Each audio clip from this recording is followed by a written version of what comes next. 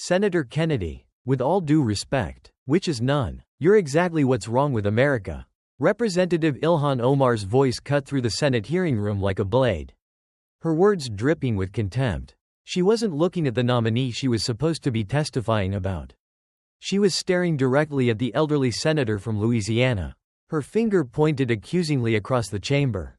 You sit there in your cheap suits with your fake folksy accent pretending to be some simple country lawyer. But we all know what you really are. A relic of the Jim Crow South. A defender of white supremacy. A man whose entire career has been built on keeping people who look like me out of power. The hearing room fell silent. Even CSPAN's cameras seemed to hold their breath. Chairman Gary Peters shifted uncomfortably in his seat, unsure whether to intervene. Republican senators exchanged glances, anger flashing in their eyes. In the gallery, progressive activists nodded approvingly while conservative observers sat forward waiting. Senator John Kennedy sat motionless at the dais, his reading glasses perched on his nose, a yellow legal pad in front of him. He didn't look up, didn't react, just kept doodling what appeared to be a small crawfish in the margin of his notes. Omar interpreted his silence as weakness. It was the biggest mistake of her political career. Nothing to say, Senator. She leaned forward, emboldened by what she perceived as his fear. Or are you too busy figuring out which Confederate talking point to use next? Tell me, do you still think the South will rise again? Do you lie awake at night angry that people like me, black Muslim immigrant woman, have the audacity to sit in the same Congress as you? Her voice rose with each accusation playing to the cameras. To her social media team, frantically live tweeting in the back row to the progressive outlets already drafting their Omar destroys GOP senator headlines. You represent everything. I came to Congress to fight against the good old boy network that protects racist nominees like Kristi Noem. The Southern strategy that uses coded language to discriminate. The casual white supremacy disguised as civility and tradition. When you defend Governor Noem, you're not defending competence. You're defending white power structures that have oppressed millions. In the witness section beside Omar, Governor Kristi Noem sat with remarkable composure, her hands folded on the table, her face betraying nothing. She'd endured 2 hours of accusations from Omar about her record as South Dakota's governor. Her positions on immigration, her alleged Islamophobia. She'd defended herself calmly, professionally, citing facts and policy outcomes. But Omar had grown frustrated with Noem's unflappable responses and decided to redirect her attack to a more vulnerable target.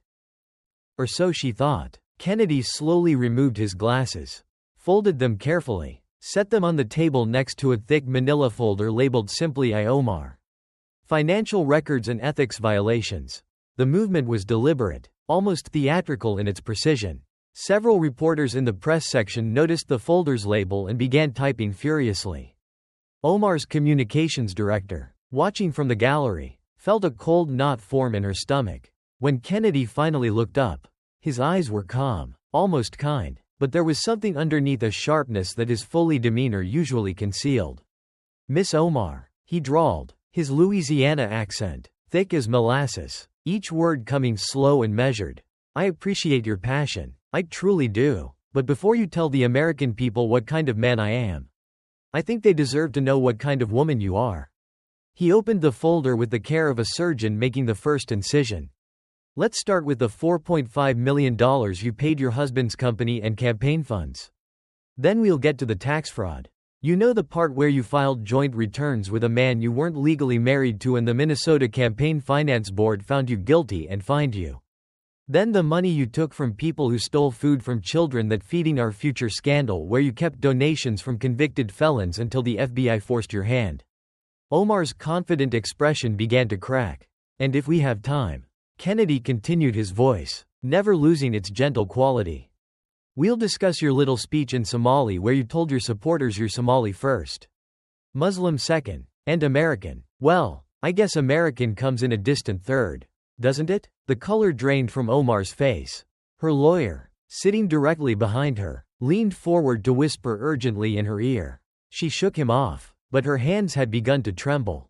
You came here to destroy Governor Noem's reputation with lies and accusations you can't prove, Kennedy said, his tone still maddeningly pleasant. You called me a racist without evidence. You accused a decorated public servant of white supremacy based on policy disagreements. But ma'am, I've got a whole folder of evidence about you. And unlike your accusations, every word I'm about to say is documented, proven, and in some cases resulted in criminal penalties and ethics violations. The Kennedy smile was gentle, almost grandfatherly, but his eyes were still. So sit back down, Ms. Omar. Class is in session and the lesson today is about the difference between accusation and proof. Between theater and truth. Between what you claim to be a champion of the marginalized and what you actually are. He adjusted his reading glasses and pulled the first document from the folder. Mr. Chairman, if you'll indulge me, I have some questions for the witness. Real questions about real documents with real consequences. Chairman Peters, still off balance from Omar's initial attack, could only nod. Proceed. Senator Kennedy. Omar remained standing, her chest heaving with barely controlled rage. Senator, you can't intimidate me with your sit down. Ma'am, Kennedy said softly. It wasn't a request. Slowly, Omar sank back into her chair. Her hands gripped the edge of the table. Her social media team had stopped tweeting. The progressive activists in the gallery had gone quiet. Even the most partisan Democratic senators on the committee looked uncomfortable. The bayou was about to swallow another predator whole. Chairman Peters cleared his throat, attempting to regain control of the hearing. Senator Kennedy, I want to remind you that Representative Omar is here as a witness regarding Governor Noem's nomination. We should keep our focus on Mr. Chairman. With all due respect, Kennedy interrupted gently. Ms. Omar made this about character. She questioned Governor Noem's fitness to serve based on alleged bias and ethical concerns. She then extended those character attacks to me personally, calling me a white supremacist and a relic of Jim Crow on national television. He paused, letting that sink in. Well, sir, I believe that when someone comes before this committee and makes those kinds of accusations, their own character becomes immediately relevant. If Ms. Omar is going to be our moral compass on questions of ethics and fitness for office, we need to calibrate that compass. And from what I can see in these documents, that compass is pointing in some mighty troubling directions. Senator Rand Paul leaned into his microphone. Mr. Chairman, I agree with Senator Kennedy. The witness's credibility is absolutely germane to her testimony. She's made serious accusations. We have a right, indeed, an obligation to examine whether she has the standing to make them. Senator Richard Blumenthal, a Connecticut Democrat, objected. This is highly irregular. We don't typically interrogate House members who come to testify. We also don't typically have House members come here and call sitting senators white supremacists. Kennedy drawled, but here we are. Ms. Omar opened this door. I'm just walking through it. Peters looked around the dais at his fellow committee members reading the room. The Republicans were unified behind Kennedy. Even some of the Democrats looked like they wanted to hear where this was going. Omar had never been popular with the old guard, and her inflammatory rhetoric had caused headaches for leadership before. Proceed, Senator Kennedy, Peters said finally, but keep it relevant to the witness's credibility regarding the nomination. Oh, I promise you, Mr. Chairman, Kennedy said, turning his full attention to Omar. This is all relevant. He opened the folder, fully revealing neatly organized sections with colored tabs.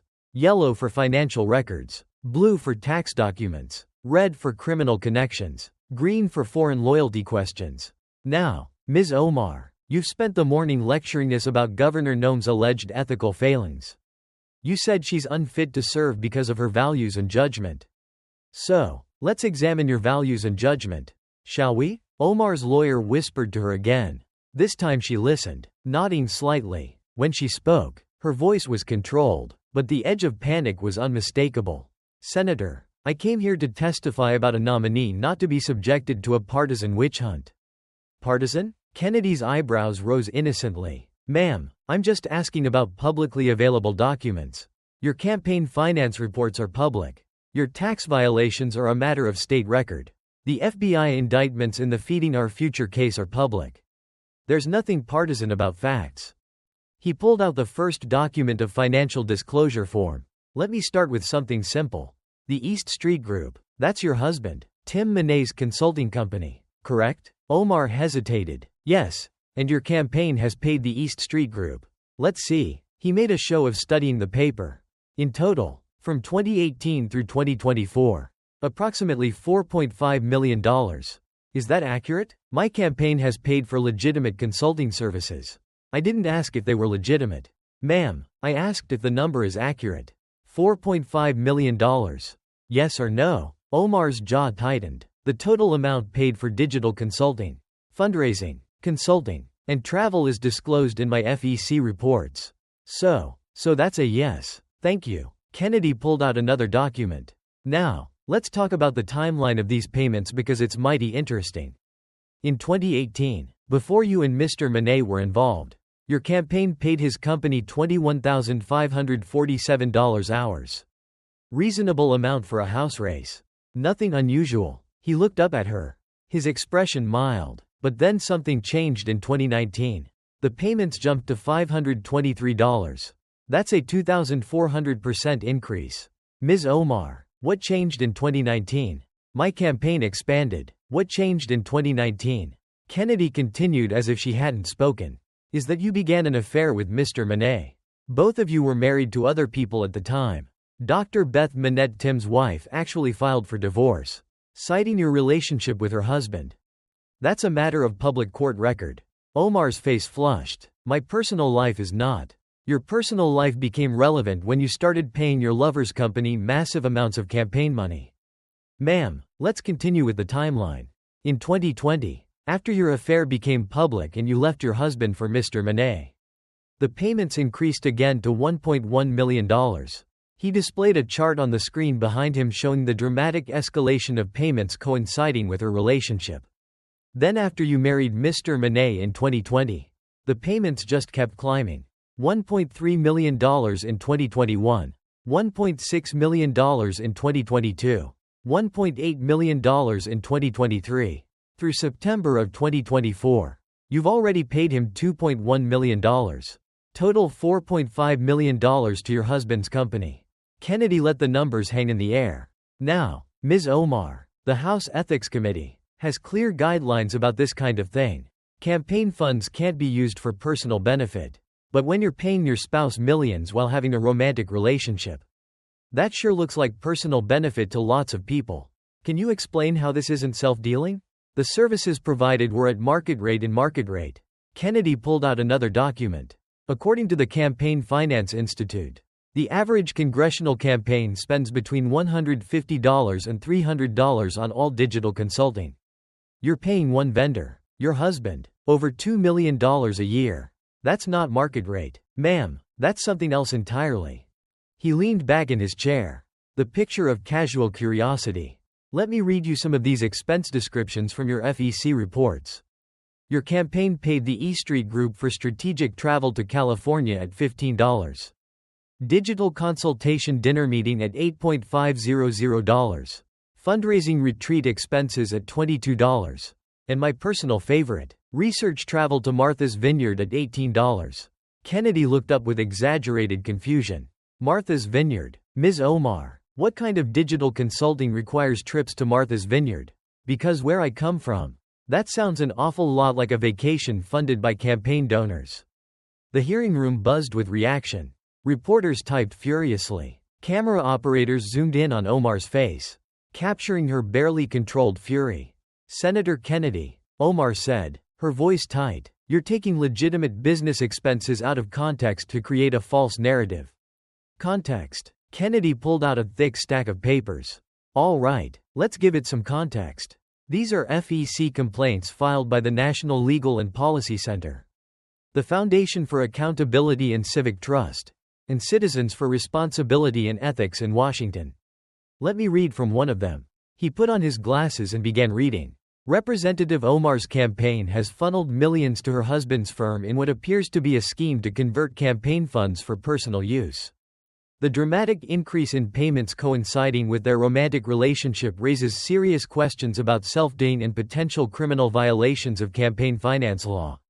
Kennedy looked up at Omar. Now the FEC dismissed these complaints. But not because you didn't do what you're accused of. They dismissed them, citing prosecutorial discretion, which means they chose not to pursue it. Not that it didn't happen. Big difference. Omar's lawyer was writing notes urgently, preparing some response. But Kennedy wasn't done. Here's what bothers me most. Ms. Omar, you came here today to question Governor Noem's ethics. You said she's unfit to serve because of her alleged values. But let's compare your records. Shall we? He held up 2 sheets of paper. Governor Noem has been investigated by Ethics Watch D-Dogs exactly 0 times.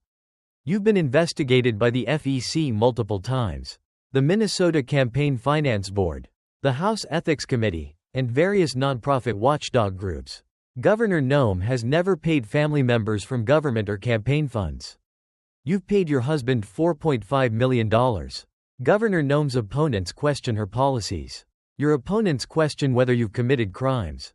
He sat down the papers and looked directly at her. And yet you come here to lecture us about fitness for office, ma'am, with respect that takes a special kind of audacity. Omar shot to her feet. This is a disgusting smear campaign. You're attacking me because I'm a black Muslim woman who dares to speak truth to no ma'am. Kennedy interrupted, his voice still maddeningly calm. I'm questioning you because you attacked Governor Noem without evidence while your own record is full of documented misconduct. This has nothing to do with your race or religion, both of which are irrelevant to questions of ethics and law. This is about your conduct and whether you have the moral authority to judge others. He opened the second section of his folder. Now, if you're done with the identity politics deflection, let's move on to the tax fraud.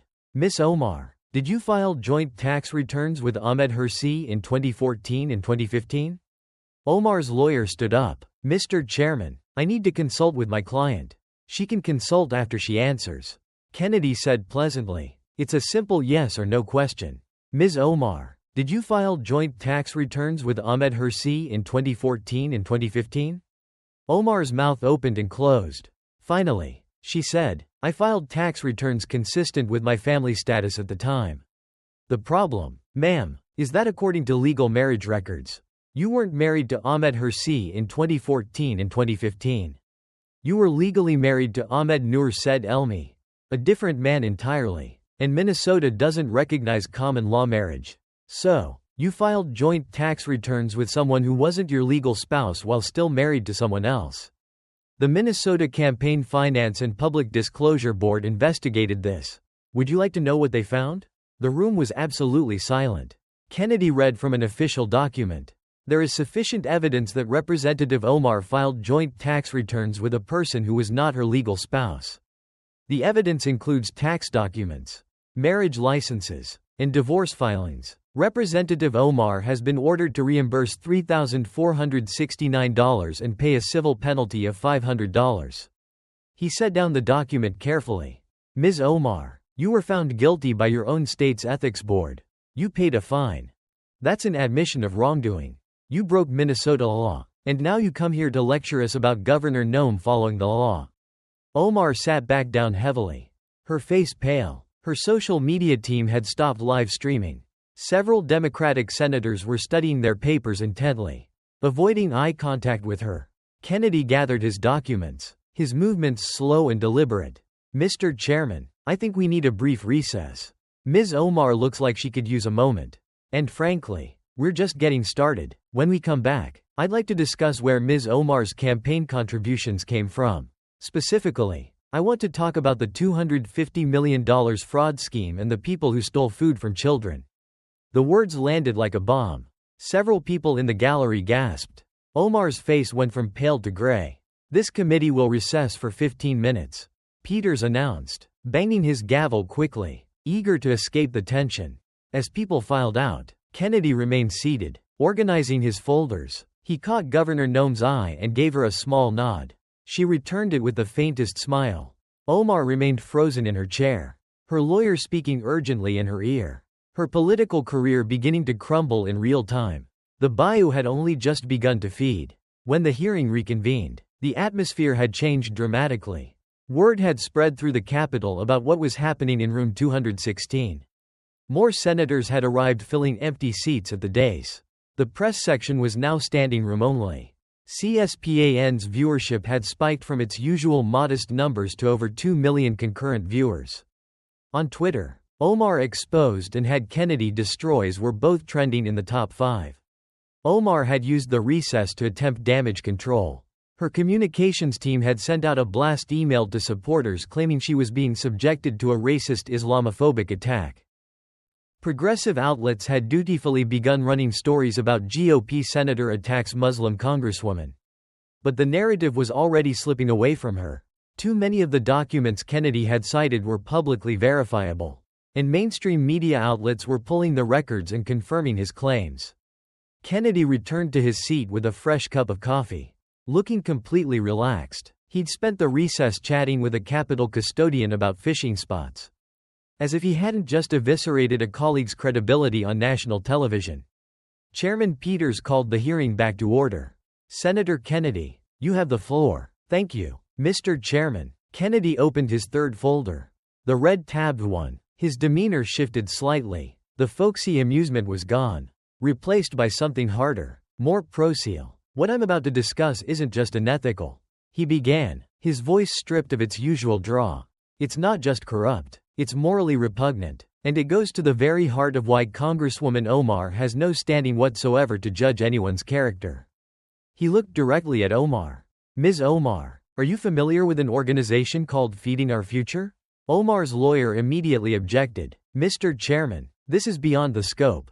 It's directly relevant to the witness's credibility and judgment." Kennedy shot back. "Answer the question, Ms. Omar." Omar took a breath, visibly steeling herself. "I'm aware of it." "Yes. Good. Then you'll know that Feeding Our Future was a nonprofit organization in Minnesota that received federal money.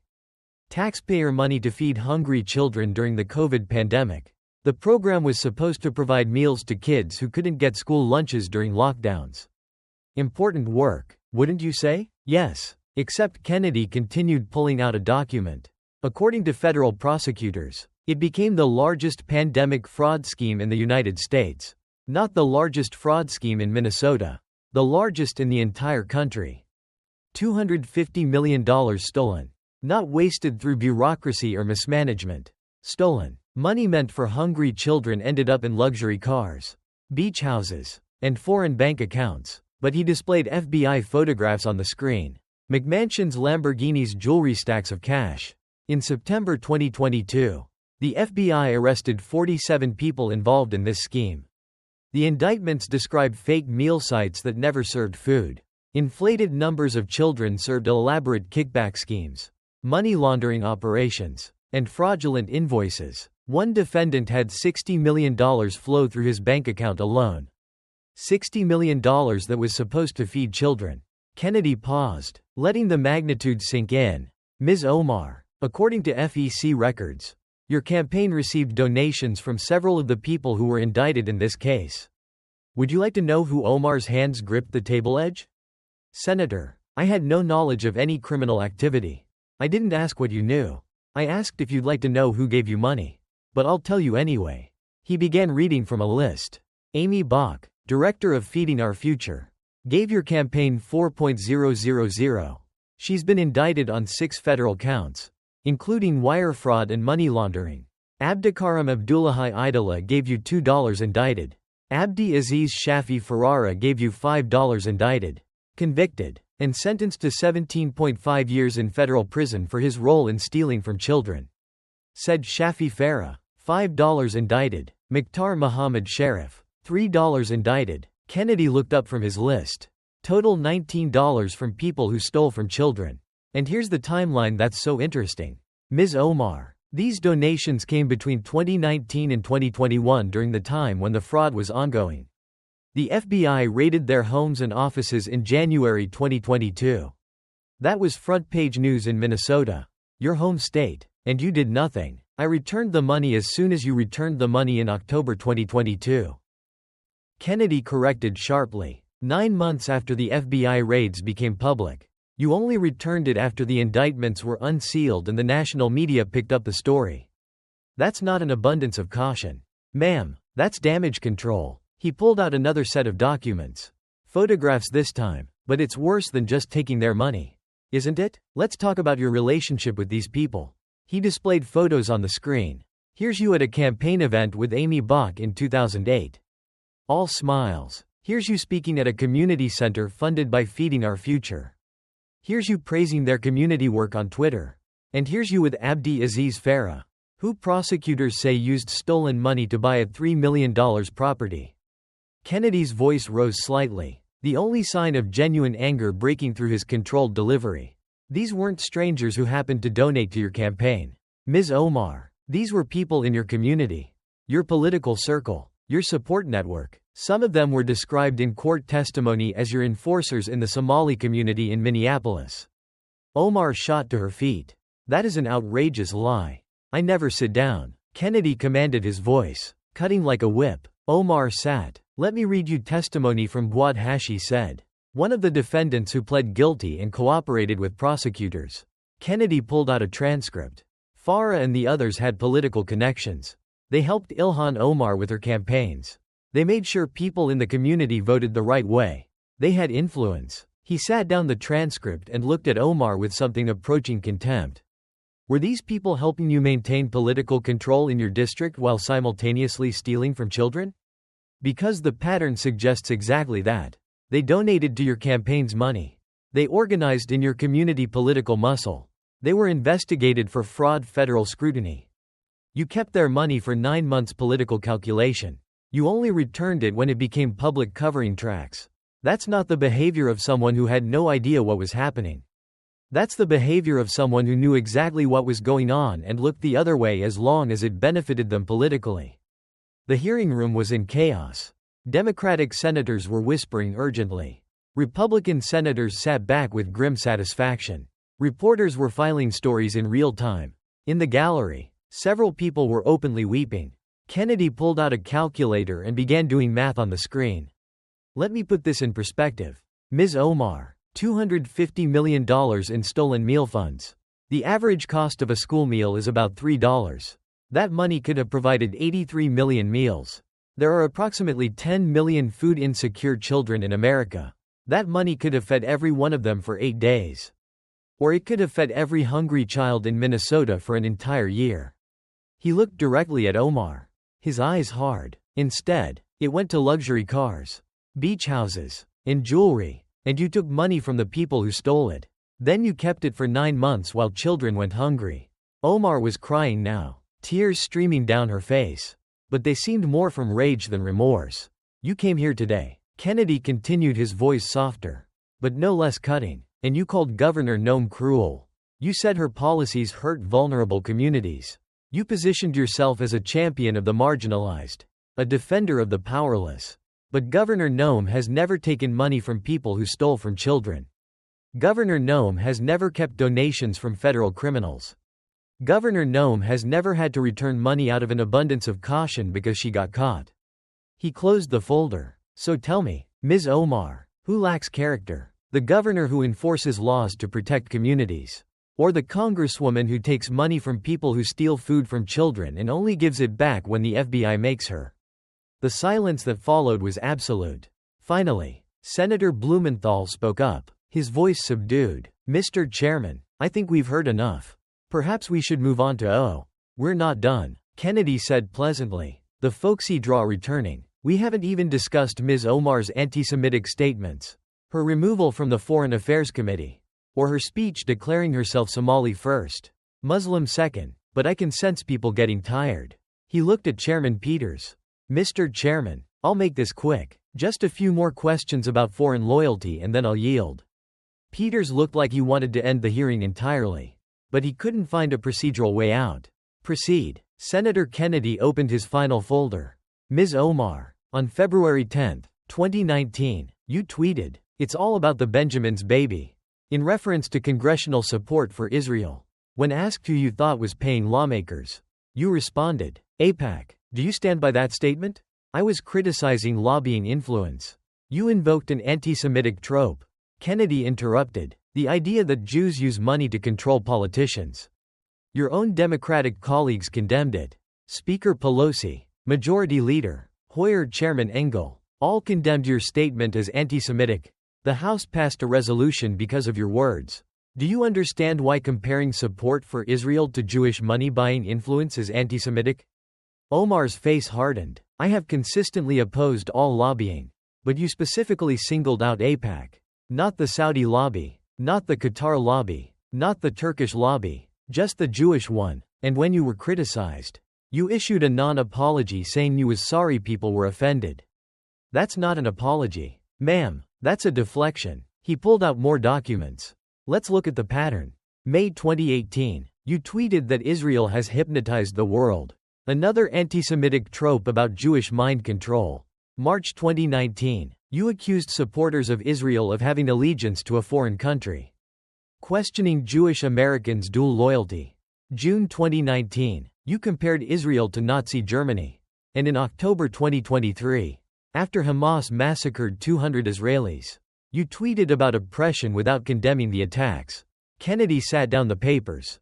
Ms. Omar, this isn't criticism of Israeli policy. This is a pattern of using anti-Semitic language. And it had consequences. In February 2023, the House voted to remove you from the Foreign Affairs Committee. You're the first member in 20 years to be removed from a committee for conduct reasons. Even some Democrats voted for your removal. He leaned forward. And yet, you have the audacity to question Governor Noem's sensitivity to minority communities. Omar opened her mouth to respond.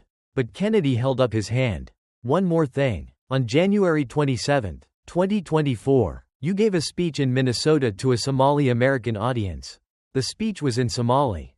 You probably thought most Americans wouldn't understand it. But it was recorded and translated. Would you like to hear what you said? He pressed play on a recording. Omar's voice filled the chamber, speaking in Somali with English subtitles appearing on the screen. We are an organized society. We are people who know they are Somalis first, Muslims second. We must protect Somali interests. The U.S. government will only do what Somalians in the U.S. tell them to do. They will do what we want and nothing else. The recording stopped. The hearing room erupted. Kennedy's voice cut through the chaos. Ms. Omar, did you just say on tape that you are Somali first, not American first, and that you expect the U.S. government to do what Somalia wants? Omar was screaming now. That's a mistranslation, a deliberate distortion. We had 3 independent Somali translators review it. Kennedy said calmly. All 3 confirmed the translation is accurate. I can bring them in to testify if you'd like. He stood up, gathering his folders. Ms. Omar, let me ask you directly.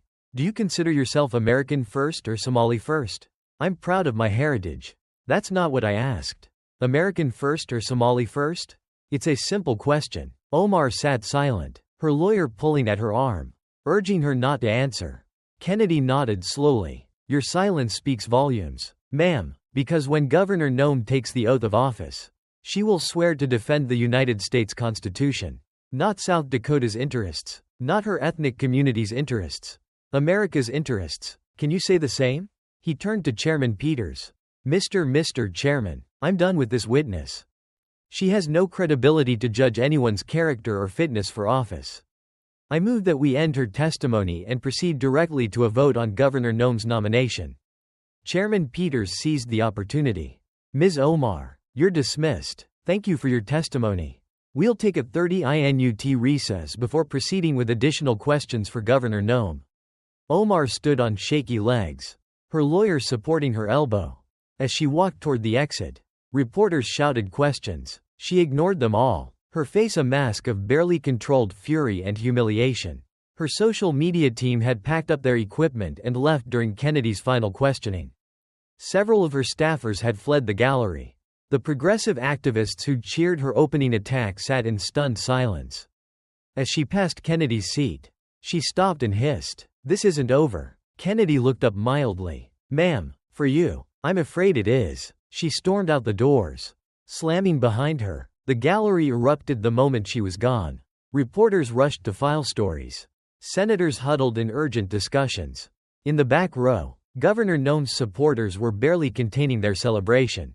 Kennedy began packing his folders methodically. Senator Rand Paul leaned over. "John, that was the most brutal cross-examination I've ever witnessed. Where'd you learn to do that?"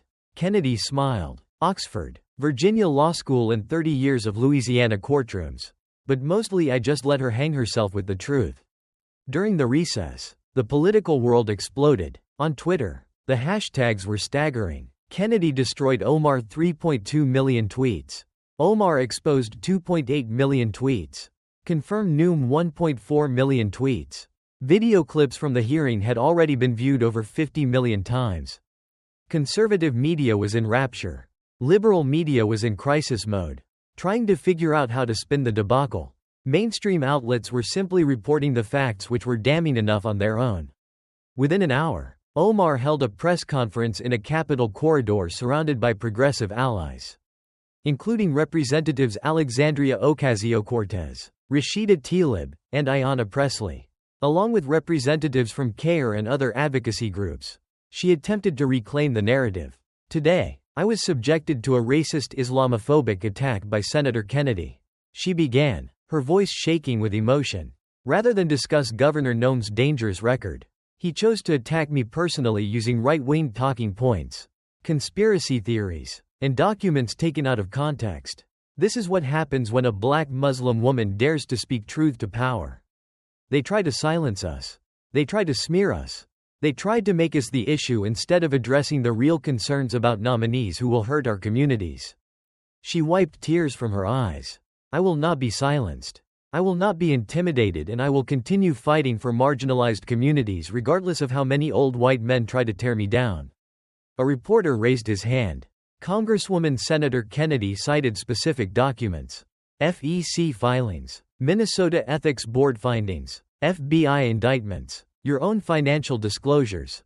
Are those facts wrong? Omar glared at him. "I'm not going to dignify these smears with a response.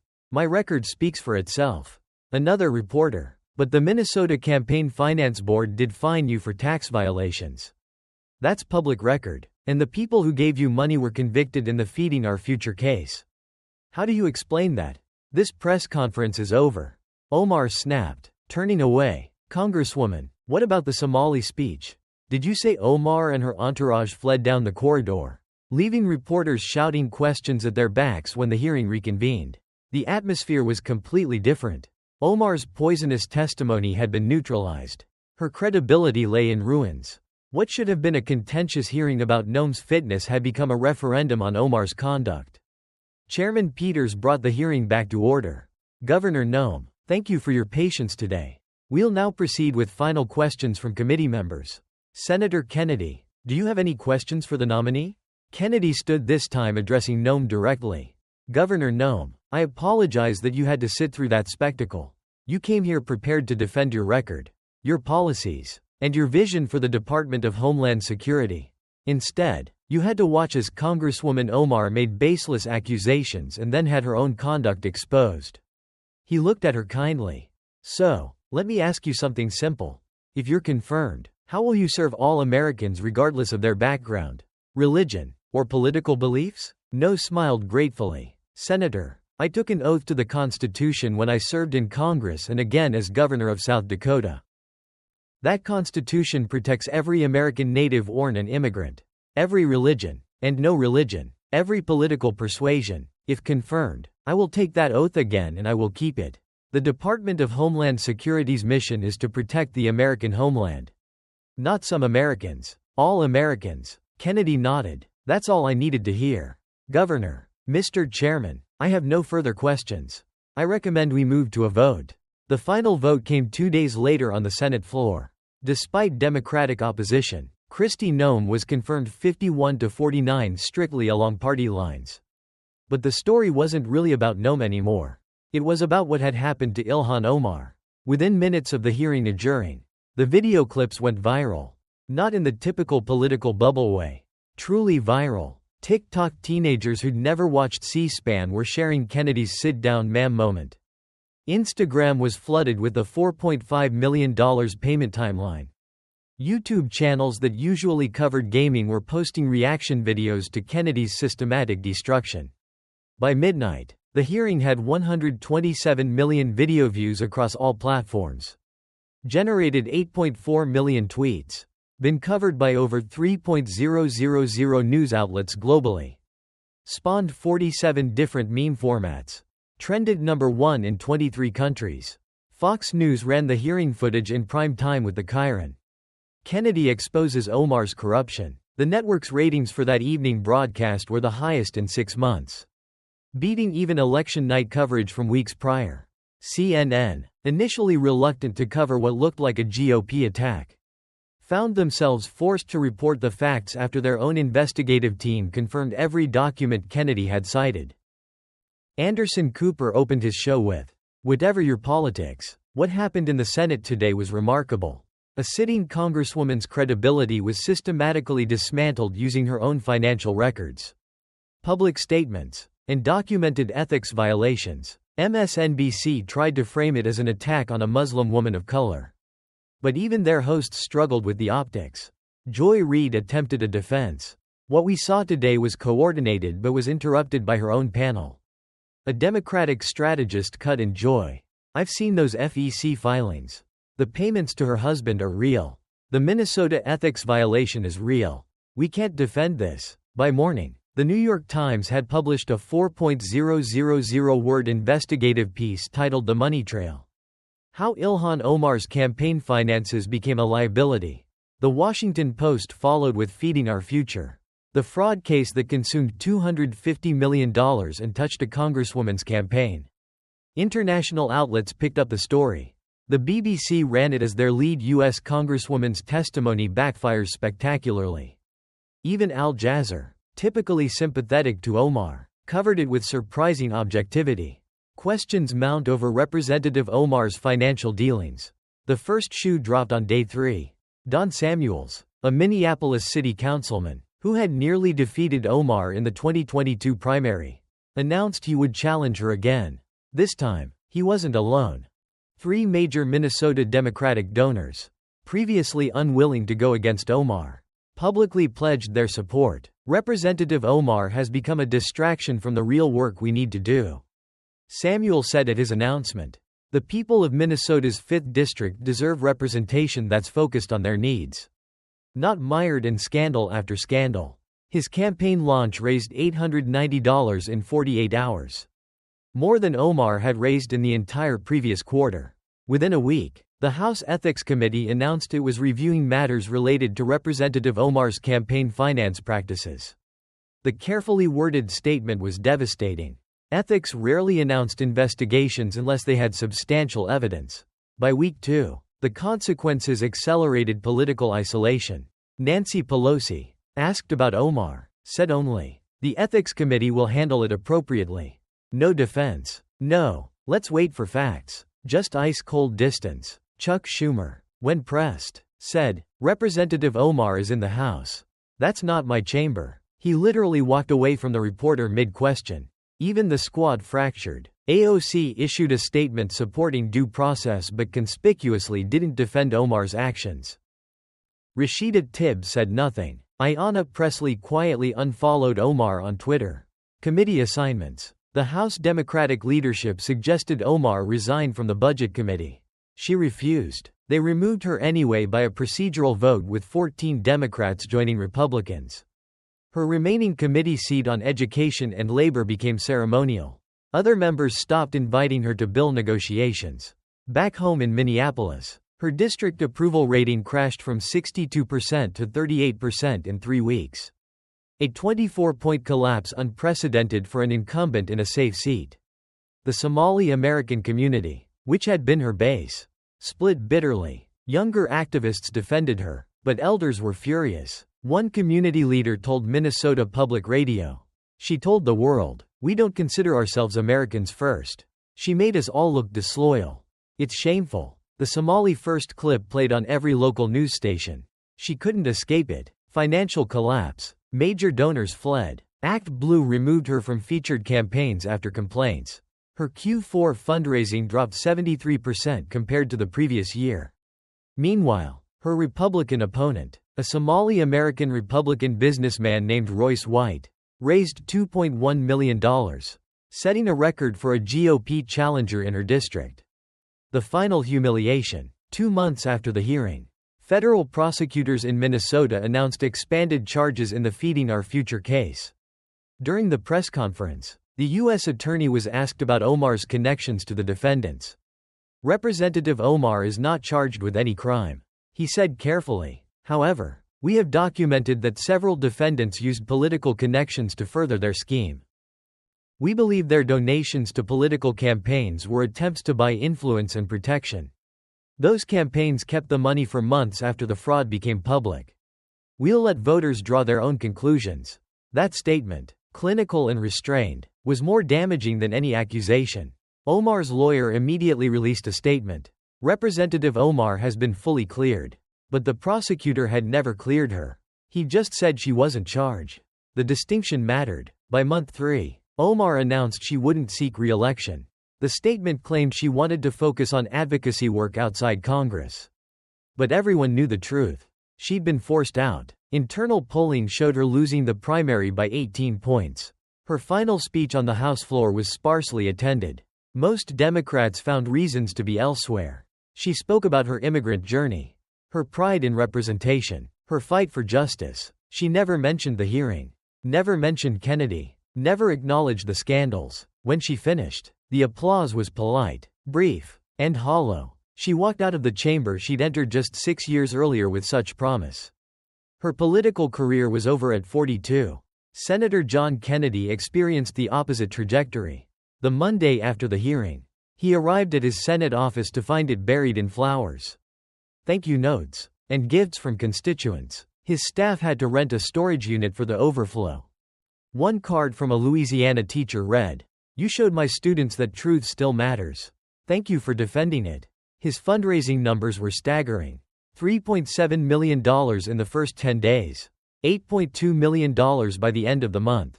By quarter's end, $12.4 million more than any non-presidential candidate raised in a single quarter. Republican leadership took notice. Mitch McConnell, not known for effusive praise, said publicly, "John Kennedy reminded America why the Senate exists: to deliberate seriously, to question rigorously, and to expose falsehood wherever it hides." The National Republican Senatorial Committee made Kennedy the face of their 2026 recruitment campaign. His questioning style became required viewing for GOP candidates. Campaign consultants created entire training modules. The Kennedy method, prosecuting with facts. But Kennedy remained Kennedy. He turned down book deals worth millions. "I'd have to write it. And that sounds like work." He declined most speaking invitations. When the Conservative Political Action Conference offered him a prime-time keynote slot, he sent a polite note. "I appreciate the invitation, but I've got crawfish to tend to." He did accept a few Louisiana Farm Bureau annual meeting. Kennedy spoke for 12 minutes about agricultural subsidies, water management, and the importance of local farming. He mentioned the hearing only once. Sometimes in Washington, you have to remind folks that facts matter more than theater. Now, let's talk about soybean futures. Oxford University alumni dinner. Back at his alma mater, Kennedy gave a more reflective speech. "They taught me here that rigorous thinking defeats sloppy rhetoric every time. They taught me to respect evidence over emotion." 30 years later, those lessons still serve, though I'll admit my Louisiana accent probably confused a few Oxford duns back in the day. Fox News Sunday with Shannon Bream. The interview was his only major media appearance, and even then he kept it brief. Bream: "Senator, you've become a conservative hero after that hearing, and he plans to leverage that into higher office." Kennedy: "Shannon, I'm 73 years old. At this point, higher office sounds like a lot of stairs to climb. I'm happy right where I am." Bream: "But you effectively ended a colleague's career. How do you feel about that?" Kennedy's face grew serious. "I didn't end her career. She did. Every document I cited was real. Every question I asked was fair. If you can't defend your own conduct, you shouldn't be questioning others. That's not partisan. That's basic integrity." Bream: "What was going through your mind when she called you a white supremacist?" Kennedy smiled slightly. "I thought, well, this is going to be an interesting afternoon. But mainly I was thinking about Governor Noem sitting there being slandered with lies. That wasn't right. Someone had to speak up." Bream: "Any regrets?" "Only that it was necessary at all. I wish we lived in a world where politicians told the truth and defended their records honestly. But we don't, so sometimes you have to do the uncomfortable work of exposing dishonesty. It's not fun, but it's important." Secretary Kristi Noem's confirmation vote came 2 days after the hearing. Despite Democratic opposition, she was confirmed 51-49, with every Republican voting yes and every Democrat voting no except one. Senator Joe Manchin of West Virginia voted to confirm, breaking ranks. His explanation was simple: I watched that hearing. Representative Omar failed to prove anything disqualifying about Governor Noem. In fact, she proved the opposite, that these attacks are political theater, not serious concerns. I'm voting to confirm. That single Democratic vote mattered symbolically. It signaled that Omar's assault had backfired so badly that even moderate Democrats were distancing themselves from the tactics. No swearing-in ceremony was attended by an unusual mix of supporters. Conservative Republicans, border state Democrats, law enforcement officials, and notably several Somali American community leaders from Minneapolis who wanted to demonstrate that one congresswoman didn't speak for all Muslim Americans. At her first press conference as DHS secretary, a reporter asked about the hearing. Senator Kennedy didn't defend me because he agrees with my politics. No, said carefully. He defended me because the accusations were false. That's what people of integrity do. They stand up for truth regardless of party. I intend to lead this department with that same commitment to truth. I'll serve all Americans just as I said I would. True to her word, Noem threw herself into the job.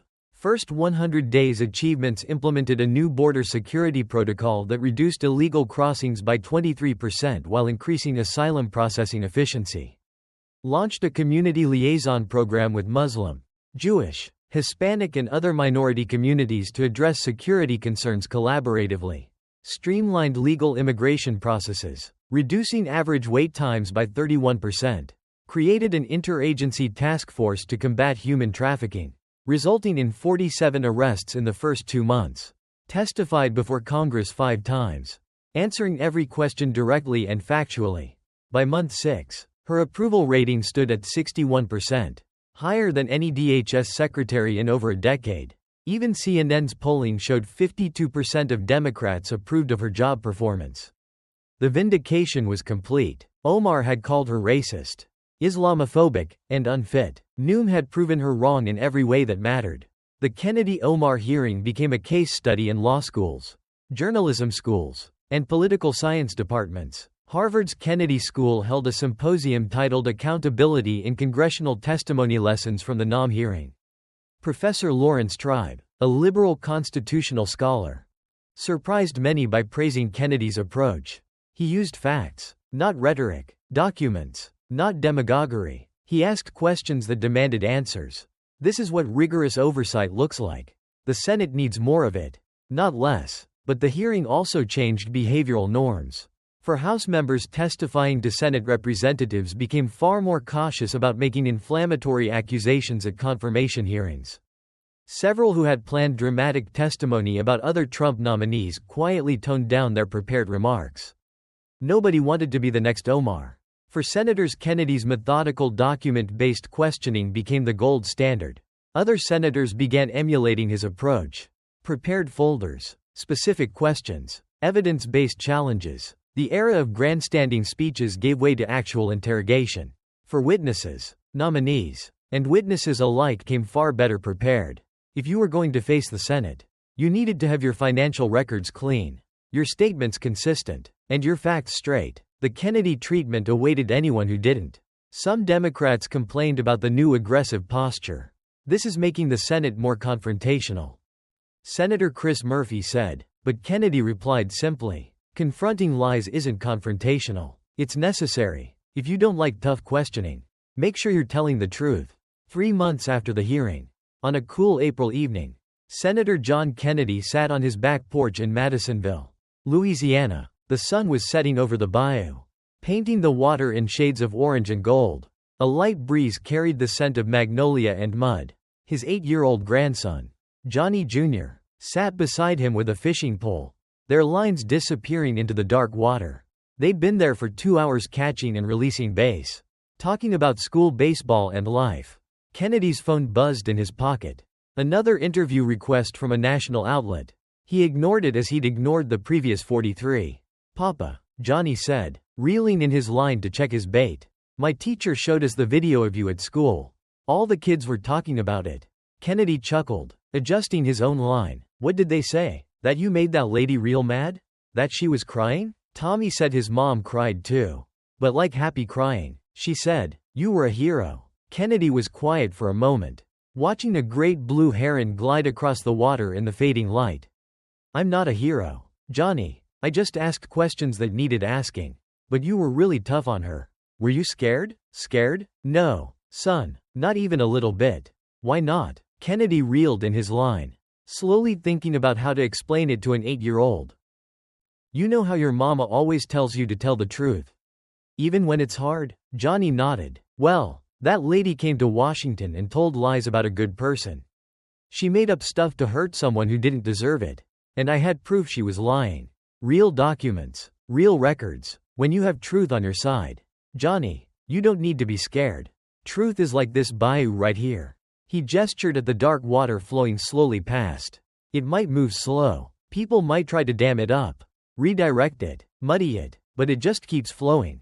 And eventually it washes away everything that isn't real. You can't stop the truth. Son, you can only delay it. A bass tugged on Johnny's line. A good strike. Papa, I got one. A big one. Easy now. Kennedy coached, setting down his own pole to help. Keep your rod tip up. Let him run a little. That's it. Now, reel steady. Not too fast or you'll lose him. The fish fought hard, breaking the surface twice, its silver scales flashing in the dying light. Johnny worked the reel like Kennedy had taught him. Patient and steady. After 2 minutes, Kennedy scooped the net under a beautiful 3 PB largemouth bass. Papa, look at him. He's huge. Kennedy held up the fish, admiring it. That's a fine bass. Johnny, you did real good. Can we keep him? Kennedy examined the fish carefully, then looked at his grandson.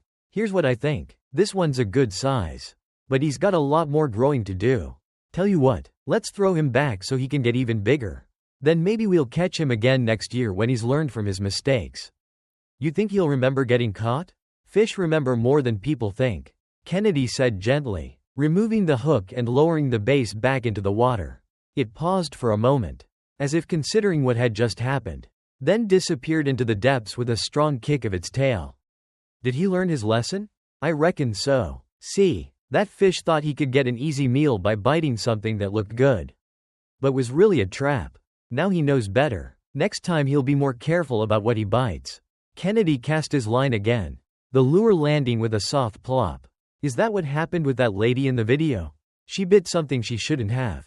Kennedy smiled. That's exactly right, Johnny. She thought she could attack people with lies and nobody would check if she was telling the truth. But somebody did check, and just like that bass, she got caught. Now she's learned her lesson the hard way. Will she be more careful next time? I don't know if there'll be a next time for her son. But other people who watched what happened, they'll be more careful. They learned the lesson, too. That's the thing about truth. When it catches one liar, it teaches 1,000 others to think twice. They fished in comfortable silence as the sun completed its descent. Bats emerged to hunt insects over the water. A bullfrog began its deep croaking call. The bayou was coming alive with evening sounds. Papa, Johnny asked after a while. Yeah, bud, are you really going to run for president like they say on TV? Kennedy laughed, a genuine belly laugh that echoed across the water. No, sir, I'm too old, too set in my ways, and too fond of this right here. He gestured at the bayou, the fishing poles, the peaceful evening. Being president means you live in a city, work every day in meetings, and never get to go fishing. That sounds like a terrible job, but you'd be good at it. You're smart and you tell the truth. Maybe, but being good at something doesn't mean you have to do it. Sometimes the best thing you can do is exactly what you're meant to do right where you are. And I'm meant to be in Louisiana representing people like you and your mama and your grandma and fishing in this bayou whenever I can. Will you keep being a senator? For a while longer. Yeah, until they get sick of me or I get sick of them. Whichever comes first. Johnny giggled. You're funny, Papo. And you're a good fisherman. Look, you got another one. Indeed, Johnny's rod was bending again. Another base. Another fight. Another lesson about patience and steady hands. As Johnny landed his third fish of the evening, Kennedy thought about the hearing. About Omar's destroyed credibility. About Noam's vindication. About the thousands of messages he'd received, thanking him for telling it like it is. But mostly he thought about this. Sitting on his porch with his grandson teaching him to fish and tell the truth and do the right thing even when it's hard. This was what mattered, not the cable news appearances or the fundraising halls or the presidential speculation. This the bayou, the truth, the next generation. Getting dark. Johnny. Time to head in. Your grandma's making gumbo. 5 more minutes. Kennedy smiled. All right, 5 more minutes. But then we got to clean these poles and get inside. As they sat in the gathering darkness, the bayou flowing eternal before them, Kennedy thought about Omar's political career. Lying in ruins about the lesson Washington had learned about truth's slow but inevitable victory. The bayou had swallowed another predator. And life went on patient and eternal. Separating truth from lies, substance from theater, integrity from corruption. Just like it always had. Just like it always would. And somewhere in Washington, politicians of both parties were learning the most important lesson of all. Tell the truth or face the consequences. Because somewhere in Louisiana, an old senator with a Foley accent and a sharp mind was watching. And he had receipts. 3 months after the hearing, John Kennedy sat on his back porch in Madisonville, Louisiana, a fishing pole in hand, watching the sun set over the bayou. His phone buzzed constantly with media requests, speaking invitations, political opportunities. He'd turned off the ringer.